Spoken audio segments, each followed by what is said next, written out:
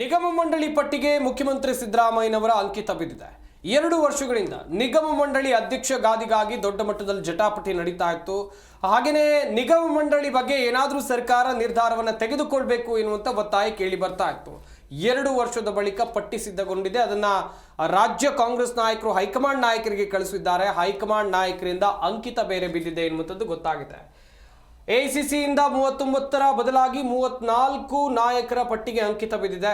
ಎಐಸಿಸಿಗೆ ರವಾನಿಸಿದಂಥ ಪಟ್ಟಿಯಲ್ಲಿ ಸಿಎಂರಿಂದ ಕೊಂಚ ಬದಲಾವಣೆಯನ್ನು ಮಾಡಲಾಗಿದೆ. ಬದಲಾವಣೆ ಮಾಡಿ ಮುದ್ರೆಯನ್ನು ಮುಖ್ಯಮಂತ್ರಿ ಸಿದ್ದರಾಮಯ್ಯನವರು ಒತ್ತಿದ್ದಾರೆ ಎನ್ನುವಂಥದ್ದು ಗೊತ್ತಾಗ್ತಾ ಇದೆ. ಸರ್ಕಾರದ ಮುಖ್ಯ ಕಾರ್ಯದರ್ಶಿ ಕಚೇರಿಯಿಂದ ಪಟ್ಟಿಯನ್ನು ರವಾನೆ ಮಾಡಲಾಗಿದೆ. ನೀಲಕಂಠ ಮೊಳಗೆ ಬದಲು ಅರುಣ್ ಕುಮಾರ್ ಪಾಟೀಲ್ಗೆ ಪಟ್ಟವನ್ನು ಕಟ್ಟಲಾಗಿದೆ. ರಾಜು ಕಾಗೆ ಬದಲಾಗಿ ಅರುಣ್ ಕುಮಾರ್ಗೆ ಸ್ಥಾನ ಕೊಟ್ಟಿರುವಂಥದ್ದು ಗೊಂದಲಕ್ಕೆ ತೆರೆ ಎಳೆಯಲಾಗಿದೆ.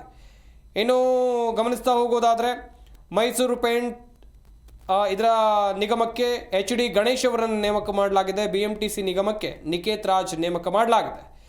ಸದ್ಯ ಸಾಕಷ್ಟು ಹೆಸರುಗಳು ಇಲ್ಲಿ ಚರ್ಚೆ ಆಗ್ತಾ ಇತ್ತು, ಆದರೆ ಇದಕ್ಕೆ ಅಂಕಿತ ಮುದ್ರೆ ಬಿದ್ದಿದೆ.